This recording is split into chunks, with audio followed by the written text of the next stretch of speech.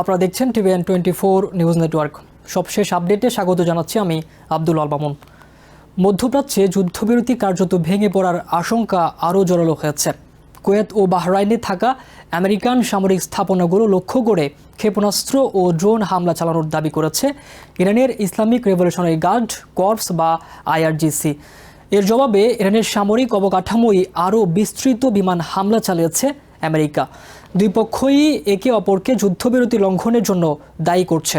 ফলে মাত্র কয়েক সপ্তাহ আগে হওয়া যুদ্ধবিরতি নতুন করে ভেঙে যাওয়ার শঙ্কা তৈরি হয়েছে। ইরানের রাষ্ট্রীয় গণমাধ্যমে প্রকাশিত এক বিবৃতিতে IRGC জানিয়েছে, আমেরিকার সাম্প্রতিক হামলা প্রতিশোধ হিসেবে বাহরাইনে অবস্থিত আমেরিকান নৌবাহিনীর ৫ম নৌবহরের ঘাঁটি এবং কুয়েতের আলী আল সালেম বিমান ঘাঁটি সহ মোট ৮টি আমেরিকান সামরিক অবস্থান লক্ষ্য করে যৌথ ক্ষেপণাস্ত্র ও ড্রোন অভিযান চালানো হয়েছে। একই সঙ্গে IRGC সতর্ক করে বলেছে, যুদ্ধবিরতি আবার লঙ্ঘিত হলে কূটনৈতিক প্রক্রিয়াও পুরোপুরি বন্ধ হয়ে যেতে পারে। তবে বাহরাইন ও কুয়েতের সরকার জানিয়েছে, তাদের আকাশ প্রতিরক্ষা ব্যবস্থা অধিকাংশ হামলা প্রতিহত করেছে।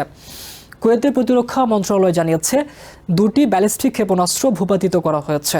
বাহরাইনের সামরিক বাহিনীও জানিয়েছে, একাধিক ড্রোন ও ক্ষেপণাস্ত্র আকাশেই ধ্বংস করা হয়েছে। দুই দেশই বলেছে, হামলায় কোনো প্রাণহানি হয়নি। তবে বাহরাইনে আন্তর্জাতিক বিমানবন্দরের কাছে একটি আবাসিক ভবন ক্ষতিগ্রস্ত হয়েছে। আমেরিকান কর্মকর্তারাও জানিয়েছেন, হামলায় কোনো আমেরিকান সেনা নিহত বা আহত হননি এবং সামরিক স্থাপনাগুলোরও বড় ধরনের ক্ষতি হয়নি। তবে উপসাগরীয় অঞ্চলে নিরাপত্তা ব্যবস্থা আরও জোরদার করা হয়েছে। বর্তমান সংকটের সূচনা হয় হরমুজ প্রণালীতে একটি বাণিজ্যিক জাহাজে ড্রোন হামলার পর। আমেরিকার অভিযোগ, ইরান ওই হামলা চালিয়েছিল। এর জবাবে টানা দ্বিতীয় দিনের মতো ইরানের বিভিন্ন সামরিক স্থাপনায় বিমান হামলা চালায় আমেরিকান বাহিনী।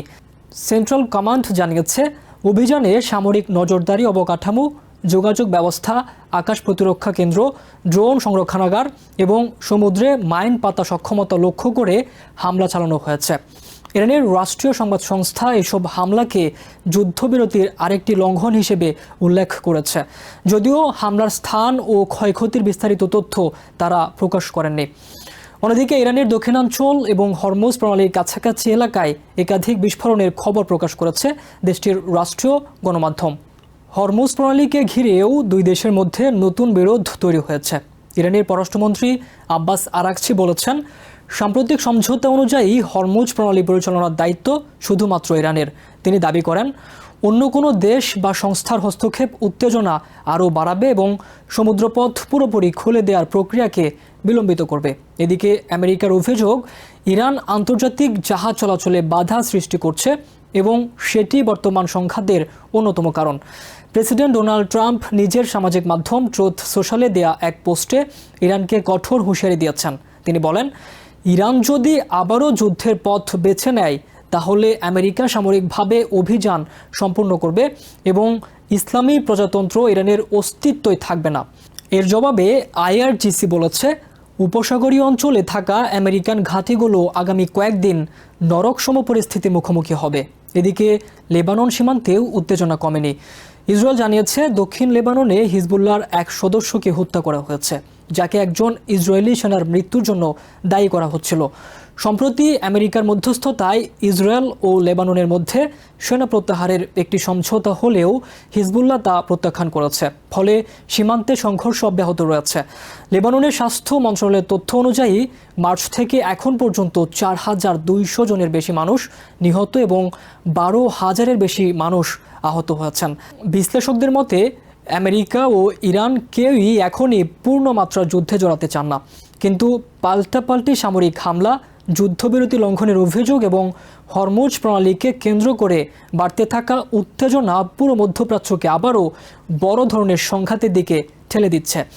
বিশ্বের গুরুত্বপূর্ণ জ্বালানি সরবরাহ পথ হরমুজ প্রণালীতে অস্থিতিশীলতা দীর্ঘায়িত হলে আন্তর্জাতিক জ্বালানি বাজার, সমুদ্রপথে বাণিজ্য এবং বৈশ্বিক অর্থনীতিতেও এর বড় ধরনের প্রভাব পড়তে পারে।